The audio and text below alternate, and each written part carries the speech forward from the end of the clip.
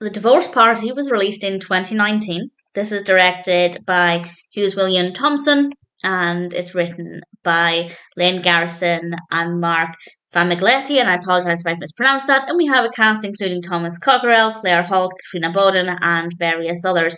The concept sounded really interesting, but the execution of the narrative is pretty terrible. It is very, very slow. Basically, nothing happens. It wasn't an enjoyable narrative, but I did like the characters, so it's not all bad.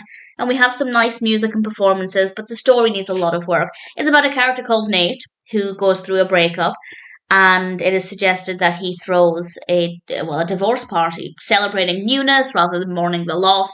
As a concept, I think it's not a bad idea, both in terms of for the film and for reality. Breakups are generally upsetting, but sometimes once you're over that initial heartache or grief, depending on how you felt about the relationship, often, not always, often we can then see that actually it was for the best. And this film, I think, can encourage viewers to look at breakups and divorces in a different way. And I think that that's quite healthy and quite a positive message.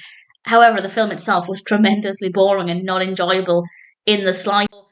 I think the narrative needed a lot of work. I think maybe they needed to take a different direction with it. I think the pacing needed to be a lot better. As I said, basically nothing happens for the entirety of the film. But we do have likable characters. The performances are very good. We have some nice music. So it's not all bad.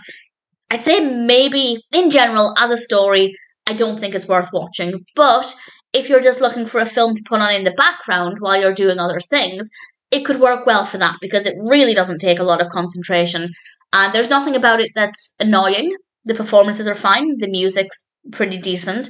Nobody is irritating. So it's not bad in that regard. So if you just want something on in the background, maybe it's worth watching. But if you're looking for a good story, it's not going to be this film. Great messages, not great execution. It's not the worst film ever. So maybe as background company, it could be okay. But the film definitely needed a lot of work to ultimately be a good experience.